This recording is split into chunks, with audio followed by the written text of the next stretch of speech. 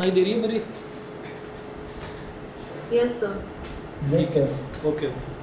A potential difference of 250 volt is applied across a resistance of 500 ohm in an electric iron. तो जो हमको values दे रखी हो, सबसे पहले तो वो वैल्यूज़ ले लीजिए आप। इन्होंने क्या बोला? A potential difference of 250 volt is applied across a resistance of 500 ohm.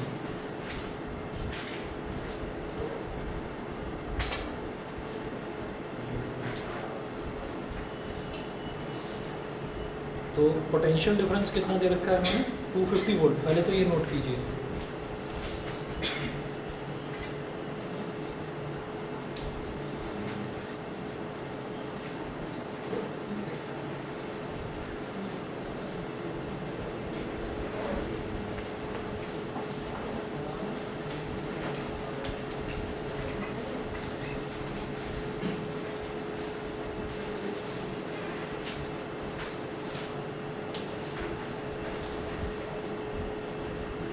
Notes में पेज नंबर 34 पर है। और पोटेंशियल डिफरेंस दे रखा है यहाँ पर 250 वोल्ट और रेजिस्टेंस दे रखा है 500 ओम। A potential difference of 250 volt is applied across a resistance of 500 ohm in an electric iron. तो ये याद रखना कि electric iron, electric geyser, electric heater, अगर इसके क्वेश्चन आएंगे तो रेजिस्टेंस इतनी ही बड़ी वैल्यू आएगी। जैसे 500 ओम का रेजिस्टेंस दे रखा है तो इतनी ही बड़ी वैल्यू आएगी। जनरली क्या होता है, आप क्वेश्चन में देखेंगे 10 ओम, 20 ओम, 25 ओम, 50 ओम, बस। ये 500 ओम का मतलब क्या है कि वो बहुत ज़्यादा इलेक्ट्रिसिटी कंज्यूम कर रहा है। ठीक है, तो इलेक्ट्रिक आयरन हो, इलेक्ट्रिक टोस्टर हो, इलेक्ट्रिक गीज़र हो, इलेक्ट्रिक हीटर हो, तो जितने भी हीट प्रोड्यूस करने वाले जितने भी अप्लायंसेज हैं सबका रेजिस्टेंस हमको ज़्यादा ही मिलेगा। 500 ओम हो गया दे रखा। उसके बाद देखिएगा वो बोल रहे हैं कैलकुलेट, फर्स्ट पार्ट में बोल रहे हैं करंट, सेकंड में बोल रहे हैं heat energy produced in joules in 10 seconds. तो फर्स्ट पार्ट में उन्होंने पूछा कि करंट बताइए। तो करंट बताने के लिए तो वीर V is equal to I R V, ठीक है ना। तो हम ओम्स लॉ लगाएंगे। फर्स्ट पार्ट में वो पूछ रहे हैं कि आपको करंट बताना है। तो करंट के लिए आप क्या करेंगे, बाई ओम्स लॉ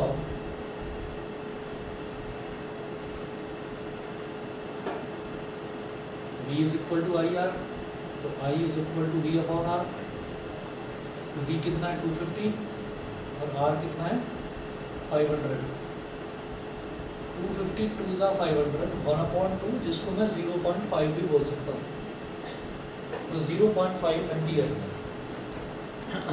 0.5 एम्पियर ये हो गया। नहीं सर, अलॉय में सर अगर इलेक्ट्रिसिटी 500 करेंगे तो सर उसके अंदर रेजिस्टेंस बहुत ज़्यादा और रेजिस्टेंस सेम होगा ना? क्या चीज़ क्या? पोटेंशियल डिफरेंस और रेजिस्टेंस सेम नहीं होगा? नहीं नहीं, बिल्कुल भी नहीं। पोटेंशियल डिफरेंस और रेजिस्टेंस आप सेम इस वजह से बोल रहे हो कि शायद उसमें जो करंट है उसकी वैल्यू 1, Yes. अगर करंट की वैल्यू 1 होगी तो पोटेंशियल डिफरेंस और रेजिस्टेंस सेम, ठीक है ना। करंट की वैल्यू वेरी करती रहेगी। अच्छा, उसके बाद आप ये देखिएगा सेकंड पार्ट में वो पूछ रहे हैं कि heat energy produced in joules in 10 seconds. तो हीट एनर्जी प्रोड्यूस का क्या फॉर्मूला देखा था, H is equal to I square R T, ठीक है। अब आई मेरे पास है, आर मेरे पास है और टाइम दे दिया 10 सेकंड। तो हीट एनर्जी प्रोड्यूस्ड पूछ रहे हैं तो वो हम निकालेंगे। सेकंड पार्ट में बोल रहे हैं हीट एनर्जी प्रोड्यूस्ड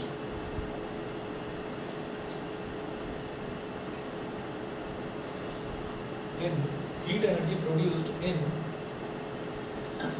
10 seconds. तो H is equal to I square R T। I कितना है यहाँ पर 0.5, तो 0.5 का स्क्वायर मल्टीप्लाइड बाई R कितना है 500 मल्टीप्लाइड बाई टाइम दे रखा है 10 सेकेंड्स। तो 0.5 का स्क्वायर ये हो गया 0.25 मल्टीप्लाइड बाई 500 मल्टीप्लाई बाई 10, तो पॉइंट गया नीचे आ गया 100। 2 0 से 2 0 कट गया, 25 5 सा 125 और 1 0 लगा दो लास्ट में 1250 जूल्स। ये हमारी हीट एनर्जी प्रोड्यूस हो गई। उसके बाद देखिएगा अगला, मैं आपको एक चीज़ और बता रहा हूँ, कल भी मैंने बताया था ये जो आई स्क्वायर आर है, ये I square r is nothing but power. ये पावर ही तो होता है। तो अगर मुझे पावर दे रखा हो और टाइम दे रखा हो तो पावर और टाइम को मल्टीप्लाई कर दीजिए तो भी हीट एनर्जी आ जाएगी, ठीक है, अगला देखते हैं। नेक्स्ट क्वेश्चन देखिएगा।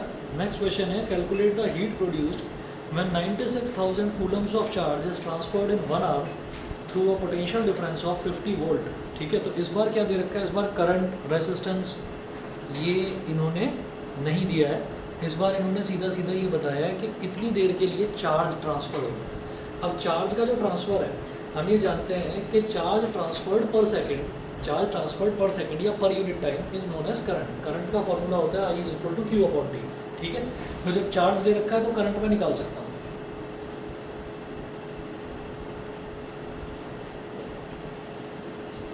तो इस वाले क्वेश्चन में देखिएगा क्या ये दे रहे हैं, calculate the heat produced when 96,000 coulombs of charge is transferred in 1 our.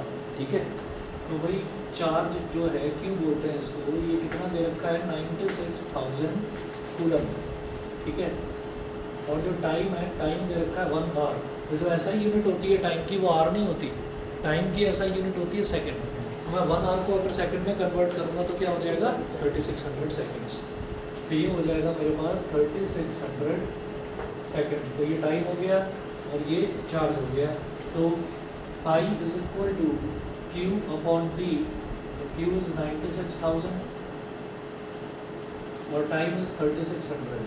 तो 2 0 से 2 0 कट गए, 12 3 ज़ा 36, 12 8 ज़ा 96 और 0। हम लोग सेकंड में चेंज कर देंगे टाइम। हाँ, टाइम को सेकंड में चेंज करना पड़ेगा। टाइम किसी को क्वेश्चन ना, टाइम को हर क्वेश्चन में सेकंड में चेंज करना है। बस ये ध्यान रखना है कि जहाँ इलेक्ट्रिकल एनर्जी पूछी जाएगी ना, वहाँ पर आपको टाइम को आर में रखना है।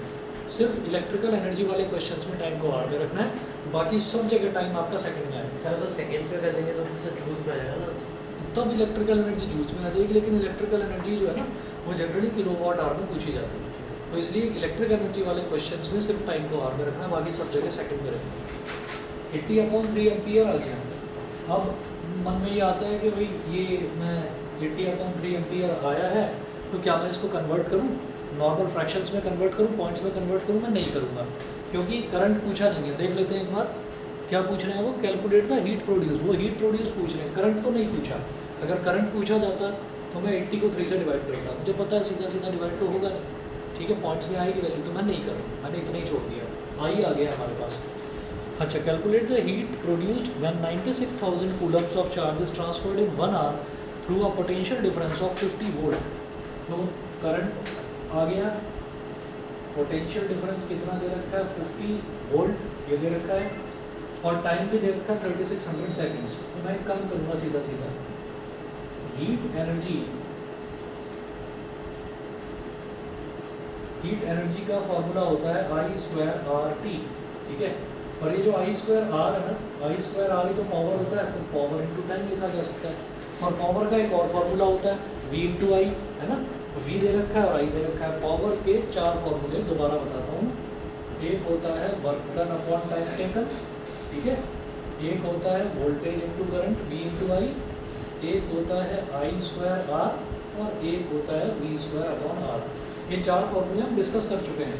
हमें जहाँ पर जिसकी ज़रूरत होगी हम वो लेंगे। जैसे हमें मालूम है हीट एनर्जी का फॉर्मूला होता है I²RT। ये जो I² R है ना, ये I² R VI के भी तो इक्वल है, W अपॉन T के भी तो इक्वल है, V² अपॉन R के भी तो इक्वल है। ठीक है, अल्टीमेटली पावर के इक्वल। तो I² R लिखो, T से पहले मल्टीप्लाई वाली टर्म में I² R लिखो, VI लिखो, V² अपॉन R लिखो, कुछ भी लिखो, कोई प्रॉब्लम नहीं है। ठीक है, तो इसको P इंटू टी लिख दिया मैंने, और पावर को मैं लिख सकता हूँ V इंटू आई। ये V इंटू आई दूसरा फॉर्मूला भी होता है, तो VI इंटू टी। अब तो V कितना है 50, ठीक है, I कितना है 80/3 और T कितना है 3600। तो 3 12 36 और 2 0 आपने बोला ना वहाँ पे हम किसी के पता लग सकते हैं, और आप P के वैल्यू क्या, मैंने क्या करा, सर मैं P के वैल्यू कितने रखा, P की वैल्यू VI होती है। आप I² R लिखो, VI लिखो, W अपॉन T लिखो, V² अपॉन R लिखो, या P लिखो, कुछ भी लिखो। ठीक है, ये मैंने समझाने के लिए लिखा है कि I² R भी पावर का ही फॉर्मूला है और VI भी पावर का ही फॉर्मूला है, इसलिए मैंने लिखा। क्योंकि अब देखो, या तो अगर मेरे को यही फॉर्मूला लगाना होता तो मेरे पास V है और I है, तो ये जो रिलेशन था V is equal to I R, यहाँ से मैं R निकाल सकता था, I² RT करके कर सकता। भाई आई तो हमारे पास है ही, फिर आर मैंने निकाल लिया v is equal to I R से, फिर ये फॉर्मूला लगा दो, फालतू में लंबा पड़ेगा। जब मेरे पास है ही v इंटू आई, जब मेरे पास पावर है तो वो यूज़ करो, ठीक है। ठीक सर 48 में हाँ, अब जरा देखो ये कितना हो गया, 8 5 सा 40, 8 5 सा 40 और 2 जीरो लगा दो आगे, 1 2 इंटू 1200 इंटू 1200। अच्छा एक चीज़ मैंने बताई थी, अगर कहीं पर भी 1000 नज़र आता है तो 1000 के 3 जीरो गायब कर दो और के लिख दो वहाँ पर। अगर मान लो कहीं पर 5000 ग्राम लिखा हुआ है तो 3 जीरो गायब कर दो, उसको 5000 किलोग्राम बोल दो। 50,000 न्यूटन लिखा हुआ है तो उसके 3 जीरो गायब कर दो, 50,000 में से 3 जीरो गायब करे तो क्या बचा, 50 बचा ना, तो 50 किलो न्यूटन लिख दो उसको। तो 3 जीरो गायब करके हम के यानी कि किलो लिख सकते हैं, ठीक है। तो देखिएगा यहाँ पर मैं एक काम करूँगा, पहले 12 फोर्जा करेंगे 48, आजकल के टाइम में तो के को यूज़ करते हैं, बहुत जगह यूज़ करते हैं। तो 12 फोर्जा 48 और 1 2 3 4 5 5 जीरो, 1 2 3 4 5, तो ये तो जूल हो गया। अब क्या करेंगे, ये जो 3 जीरो है इनको गायब कर दो और आप लिख सकते हो 4800 किलो जूल, 4800 किलो जूल। बताइए जी, क्लियर है? सर 10 to the power 4 भी जूल्स भी ठीक है ना? वो भी चलेगा। आप इसको ये भी लिख सकते हो 48 इंटू 10 की पावर 5 जूल, ये भी लिखा जा सकता है, ठीक है। और यहाँ पर हाँ, चलिए जी, इसके बाद देखिएगा अगला है पेज नंबर 35 पर आ जाइए। पेज नंबर 35 पर दिया है 2 conducting wires of the same material. 2 conducting wire दे रखे हैं हमको, सेम मटेरियल के हैं।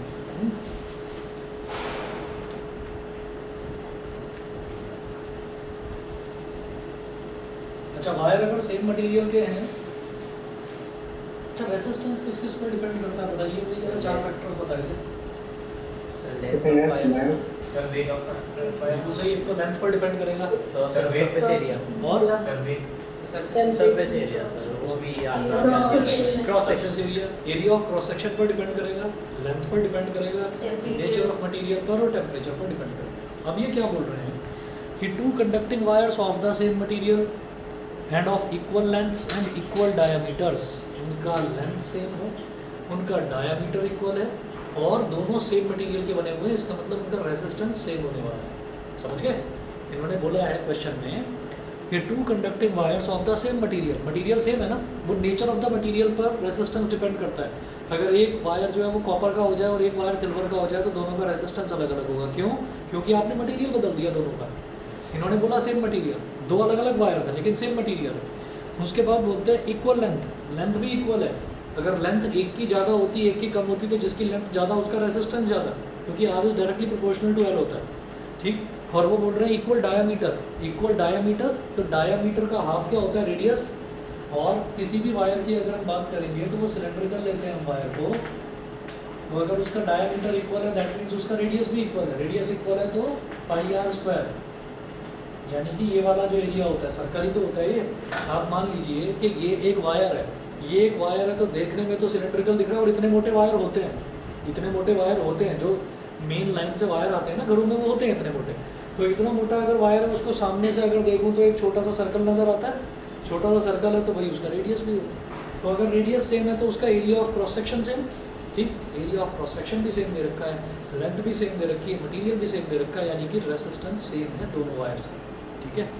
अब ये क्या बोल रहे हैं, are first connected in series and then in parallel in a circuit across the same potential difference, across the same potential difference, the ratio of heat produced in series and parallel combinations would be। अब समझिएगा, 2 wire हैं पूरी तरह से same है, एक बार उन दोनों वायर्स को सीरीज में कनेक्ट कर दिया जाता है, एक बार पैरेलल में कनेक्ट कर दिया जाता है, तो दोनों केसेस में हीट कितनी जनरेट होगी वो आप बताइए, ठीक। और कोई वैल्यू दी है इन्होंने, अब आप ये देख लीजिए, वैल्यू कुछ भी नहीं दी है, बस ये बता दिया एक जैसे वायर है, एक बार सीरीज में कनेक्ट करना है, एक बार पैरेलल में करना है। तो वही क्वेश्चन इंपॉर्टेंट है, ऐसे क्वेश्चन जो हैं जिनमें रेशो पूछा जाता है और कोई वैल्यू नहीं दी जाती, तो उसमें बस वो ये जानना चाहते हैं कि आपको कंसेप्ट कितना क्लियर है। तो ये क्वेश्चन इंपॉर्टेंट है, इसको ध्यान से समझना, नहीं समझ में आया तो बता दो।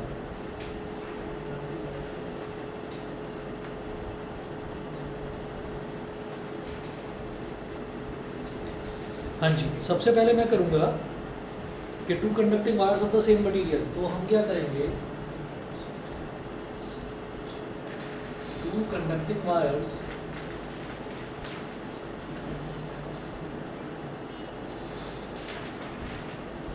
Are of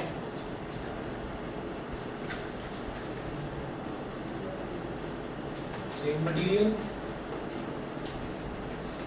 same length,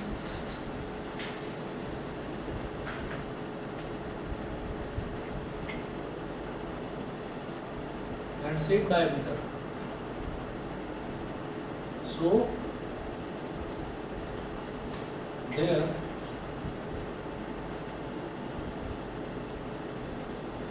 resistances will be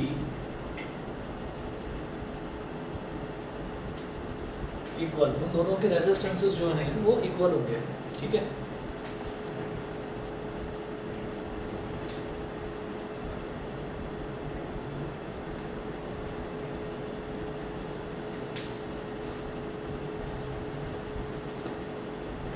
उन दोनों के रेजिस्टेंसेस इक्वल होंगे, तो हम ये कहेंगे लेट द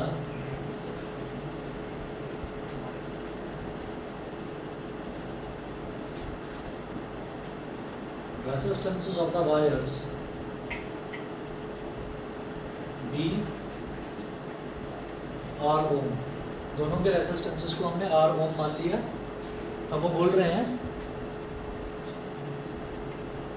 एक बार सीरीज में कनेक्ट किया जाता है, एक बार पैरेलल में कनेक्ट किया जाता है across the same potential difference. Let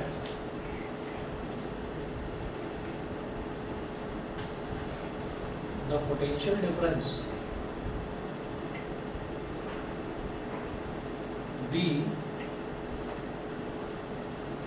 capital V volts.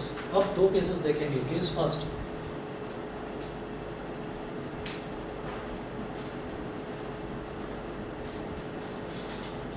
यहाँ नोट कीजिएगा series connection. Case first series connection.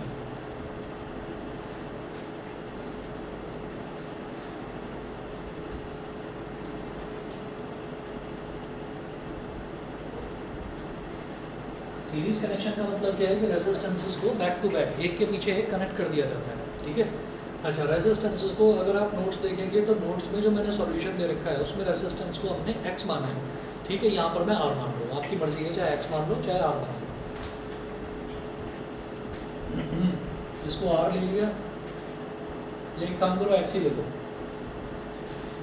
x कर दो, तो इसको भी x ले लिया और इसको भी x ले लिया और इसको वोल्टेज को V ले लिया।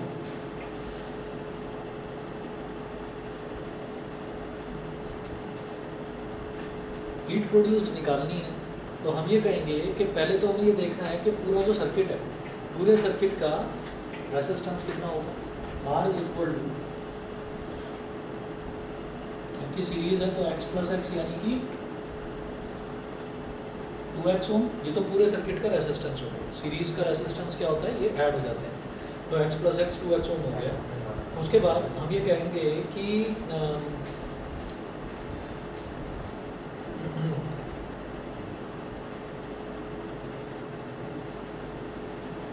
यहाँ से करंट आई निकली तो इसमें भी करंट आई जाएगा और इसमें भी करंट आई जाएगा। ये समझ गए, ये समझ गए, क्योंकि सीरीज में जो करंट है, करंट हमेशा सेम रहता है सीरीज में। तो आप ये लिखें कि in series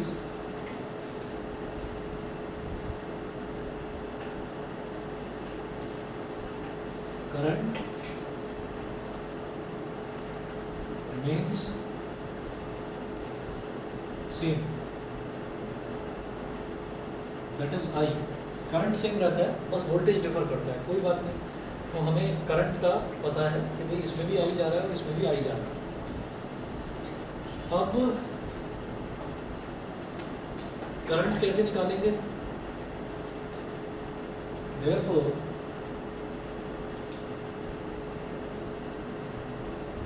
by Ohm's law I is equal to V upon R, ठीक है। ये दे रखा है V, ये V दे रखा है और उसके बाद जो R है वो कितना दे रखा है, मतलब हमने निकाल लिया, इक्विवेलेंट रेजिस्टेंस निकाल लिया, वो कितना दे रखा है 2x, ठीक है।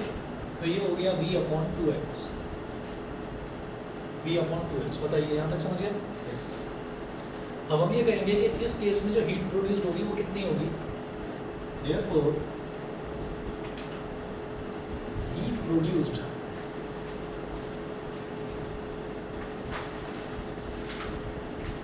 in this case, will be H1 बोल दीजिए I स्क्वायर आर टी। जो टाइम है, टाइम भी आप सेम मान लीजिए कि सेम टाइम के लिए दोनों में जो है करंट पास हो रहा है।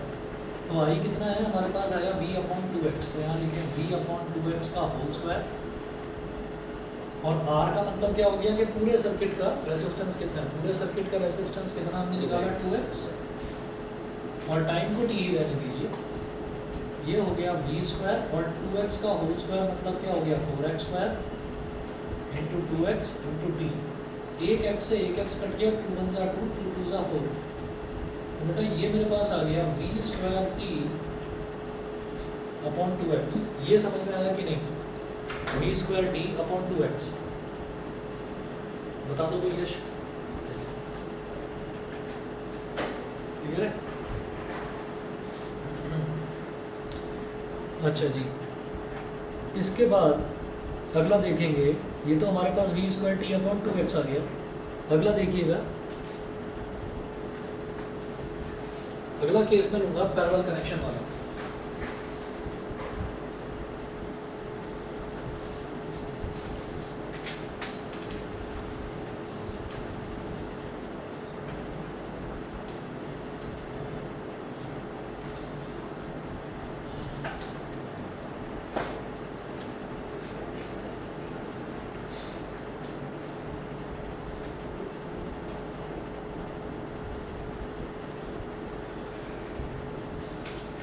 ये सेकंड है पैरेलल कनेक्शन। तो पैरेलल कनेक्शन में क्या करेंगे?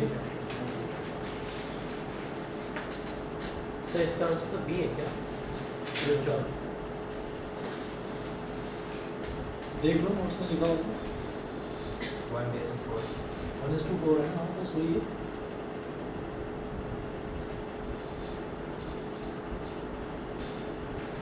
तो बैटरी हमको सेम पोटेंशियल डिफरेंस की लेनी है v, इसका रेजिस्टेंस x, इसका रेजिस्टेंस भी x।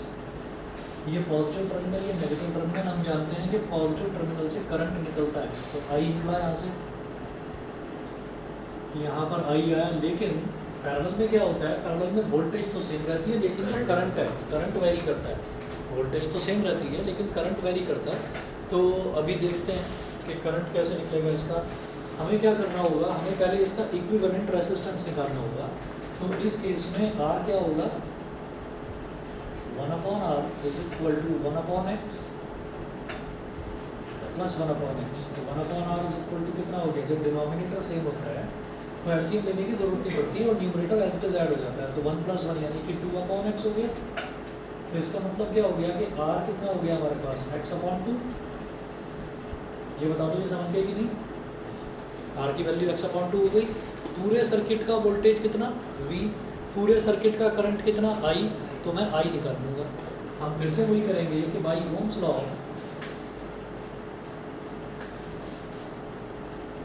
By Ohm's law I is equal to V upon R। I is equal to V upon R। ठीक है, I is equal to V upon R है, तो V की वैल्यू तो V ही है, और R कितना है? x upon 2। तो v अपॉन r की वैल्यू कितनी निकाली हमने? x upon 2। ये समझ गए ना? हमेशा ध्यान रखना, कई बार जल्दबाजी में बच्चों से क्या गलती होती है कि जब हमें रेजिस्टेंस निकालना होता है ना पैरेलल का, तो हम याद रखते हैं कि 1 upon r is equal to 1 upon r1 plus 1 upon r2 तो है, वो तो कर देते हैं हम ऐड, लेकिन रेसिप्रोकल करना भूल जाता है और कहते हैं सही तो करा था मैंने। समझ गए? तो ये 1 upon r is equal to 2 upon x करते ही बस भागो आगे। ठीक है, क्योंकि आफत है ना, पेपर ख़त्म होना है, फिर चुपचाप बैग में से मोबाइल निकालना है, फिर मोबाइल में टाइम लगाना है अपना, ज़रूरी टाइम इन्वेस्ट करना है। तो इसलिए मैं बता रहा हूँ कि ध्यान रखना कि जब 1 अपॉन r हमने निकाल लिया तो उसके बाद r भी निकालना होता है और रेसिप्रोकल भी करना होता है। तो रेसिप्रोकल करा तो ये 2 अपॉन x का क्या हो गया? x upon 2। समझ गए? ठीक, अब क्या करेंगे? By Ohm's law I is equal to V upon R। तो V upon x upon 2, denominator का डिनोमिनेटर न्यूमरेटर में मल्टीप्लाई हो जाता है। याद रखना, ठीक। अगर याद ना रख पाओ तो सिंपल सा बचपन का फंडा याद करना कि v को डिवाइड कर रहे हैं x/2 से, v is getting divided by x/2, समझ रहे हैं ना? तो साइन चेंज नहीं होगा जब आप किसका रेस्टोरेंट के जब आप साइन थोड़ी ऐसे कोई चेंज होता है, जब चीज़ को इधर से इधर लेकर आते हैं तब साइन चेंज होता है। एडिशन वाला सब्ट्रैक्शन में, सब्ट्रैक्शन वाला एडिशन में कन्वर्ट होता है, समझ गए? तो v is divided by x/2 का मतलब क्या है? v is getting multiplied by 2/x, तो क्या हो गया ये कुल मिलाकर 2v/x बन गया। वही काम तो यहाँ से हो रहा है कि अगर कोई भी टर्म ऐसे डिवाइड हो रही है और डिनोमिनेटर का भी कोई डिनोमिनेटर है तो वो न्यूमरेटर में आ जाता है। तो ये क्या हो गया 2v/x। यहाँ तक क्लियर है? ऑनलाइन वाले बच्चे बता दें भाई, शांत बैठे हुए हैं सभी, क्लियर है यहाँ तक? सर क्लियर है। चलिए आदित्य, आदित्य मेरी आवाज़ आ रही है?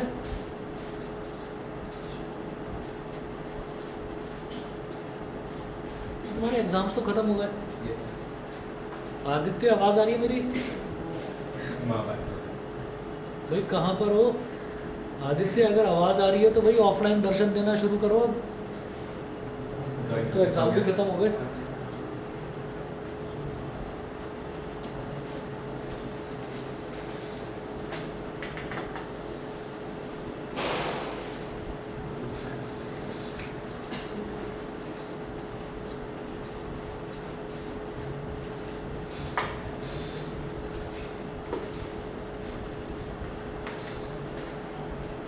ठीक है, यहाँ भी देखिएगा हमारे पास करंट की वैल्यू आ गई 2v/x, ठीक है। अच्छा तो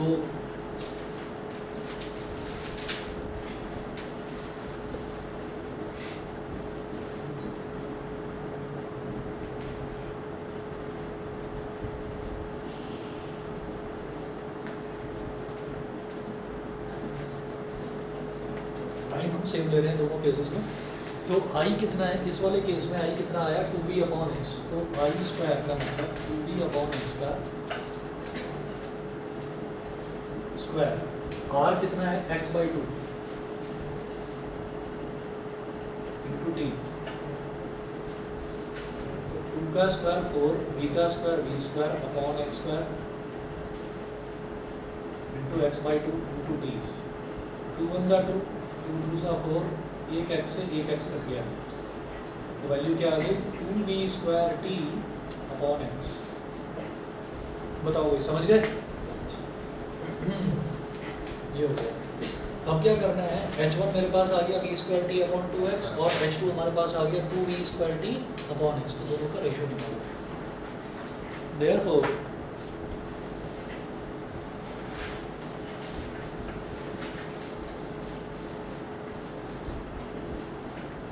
Therefore, ratio of heat produced। अच्छा इसके बाद कौन सा चैप्टर करना है साइंस में? Acid base. Ratio of heat produced, तो एसिड बेस से हेरिडिटी करा दीजिए तो कोई भी सही रहेगा। एसिड बेस की बात करा दूंगा ना हेरिडिटी को। तो मेडल से नॉन मेडल से करवा दीजिए। रेसिप्रोकेशन करवा पहले एसिड बेस कर देंगे, उसके बाद जो है हेरिडिटी जो है ना, हेरिडिटी रखेंगे लास्ट के लिए, एसिड बेस करेंगे फिर मेटल नॉन मेटल। हेरिडिटी आसान, छोटा चैप्टर बड़ी जल्दी हो जाएगा। तो पेपर में है तो छोटा सा इसलिए छोटा रहेगा। हाँ हाँ चिंता मत करो, पहले एसिड बेस करा दूंगा। चलो ratio of heat produced, ratio of heat produced क्या होगी h1 इज टू h2। हाँ जी बोलो। सर कार्बन कब करवाओगे? कार्बन भी कराऊंगा। सर हमारा सर एसिड कब आ रहा है तुम्हारे पेपर में? कार्बन आ रहा है? क्यों कार्बन आ रहा है? भी आया कार्बन तुम्हारे में आ चुका है सुबह। सर हमारा तो सर कर भी लिया है सर। एक मिनट बोर्ड में तो सभी के में आएगा ना कार्बन। ये देखो मौका मिलते ही मोबाइल फोन में अपना लेके आओ। अच्छा तो सिलेबस देख रहा है, बड़ा मतलब सीरियस बच्चा है। कुछ दिखाई नहीं दे रहा, ब्लैंक स्क्रीन है। देखो निकाल दिया कितना चालू है, मतलब एकदम से ना दूसरी विंडो खोल के मेरे को सिलेबस भी दिखा दिया। उधर फ्री फायर खेल रहा है बैठ के आराम से। सर कई बार या ठीक है h1 is to h2, तो h1 कितना है? h1 है v² t/2x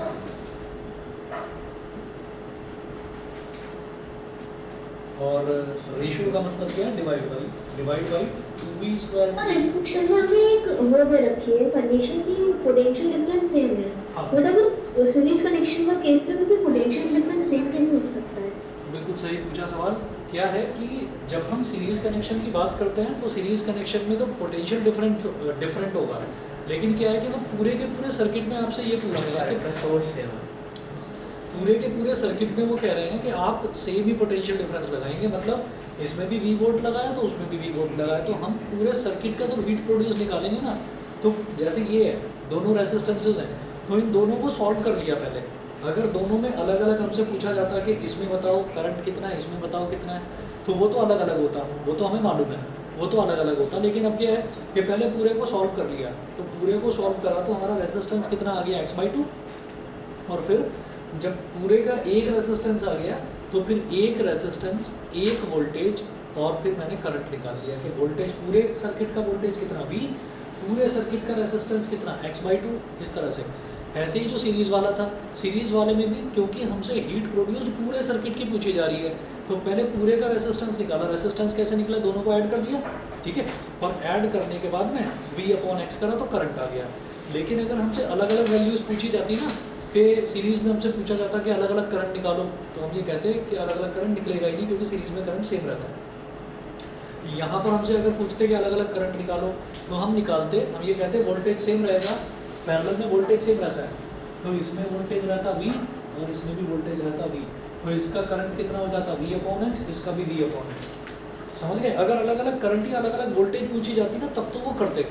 लेकिन मेरे से हीट प्रोड्यूस्ड पूछी जा रही है, तो पहले पूरा रेसिस्टेंस निकाला, फिर v डिवाइडेड बाई रेसिस्टेंस करा तो करंट आ गया, और करंट आते ही I²RT लगाकर हमने हीट प्रोड्यूस निकाल लिया। ओके सर, समझ गए? Yes, बताओ भी, sir. बाकी बच्चों को भी क्लियर है? हीट प्रोड्यूस निकालने का रेशियो निकालने का यस सर।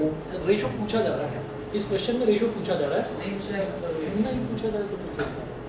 ठीक है ना? तो देखिएगा ये क्या हो गया, v²t/2x मल्टीप्लाइड बाई x/2v²t। देखिए v²t से v²t कैंसिल आउट हो गया, ठीक है, और x से x कैंसिल आउट हो गया, तो न्यूमरेटर में क्या बचा 1 और डिनोमिनेटर में बचा 2 2 4। तो आंसर इसका आ गया 1/4, 1/4 मतलब 1/4। बताइए जी, सबको क्लियर? यस सर, ठीक है, यस सर। चलिए जी, ठीक है, बस मुझे 1 मिनट दीजिए, अभी आओ।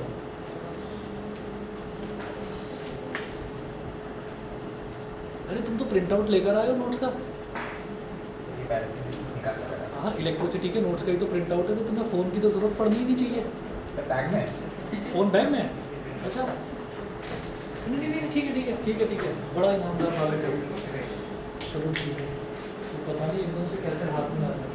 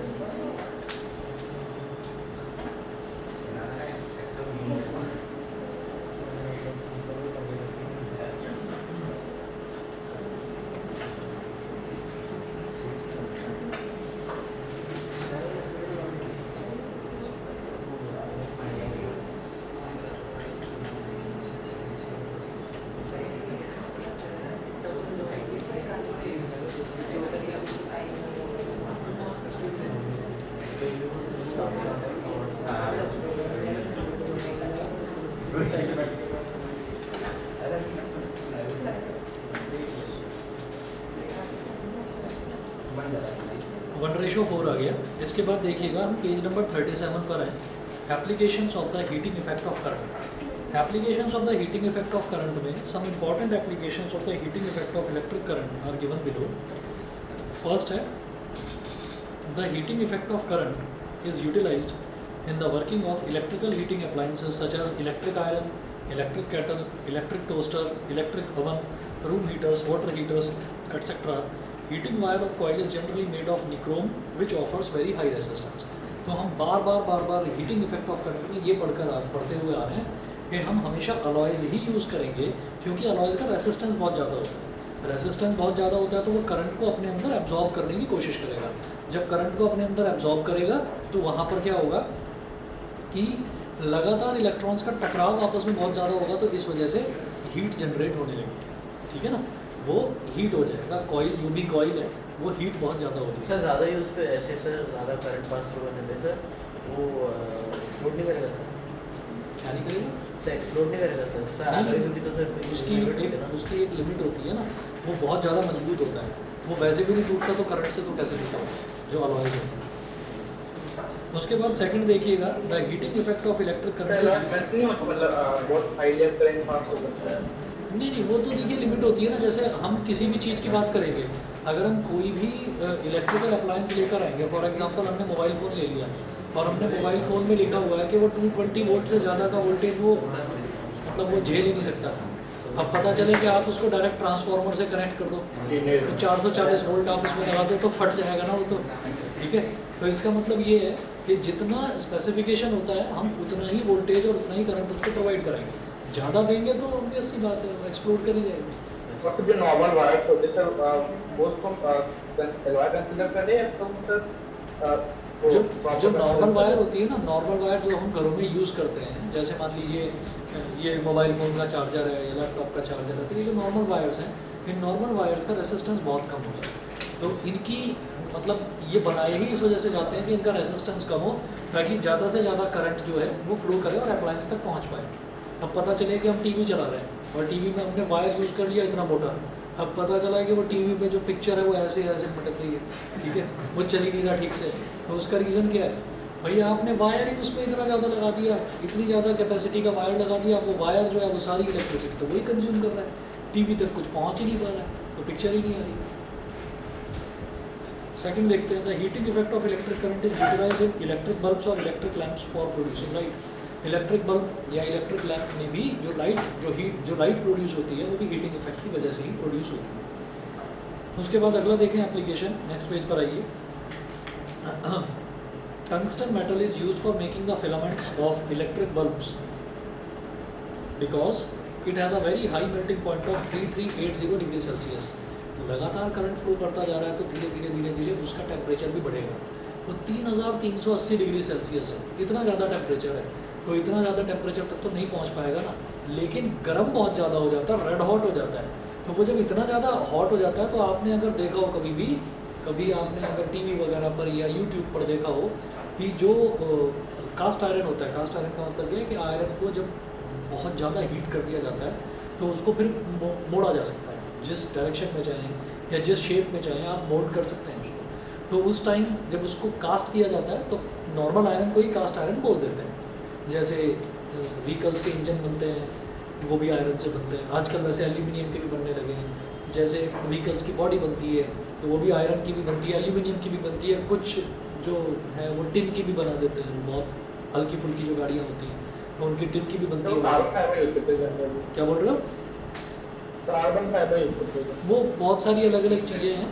अगर मान लीजिए हमको गाड़ी को बहुत हल्का बनाना है तो आप कार्बन फाइबर यूज़ कर सकते हैं, लेकिन कार्बन फाइबर से होता क्या है ना कि उसकी कॉस्टिंग बढ़ जाती है। तो इस वजह से ज़्यादातर जो मैन्युफैक्चरिंग कंपनीज़ हैं वो कोशिश करते हैं कि वो आयरन का ही बनाएं या टिन का बनाएं, वही उनको सस्ता पड़ता है। एल्यूमिनियम फिर भी थोड़ा महंगा पड़ जाता है।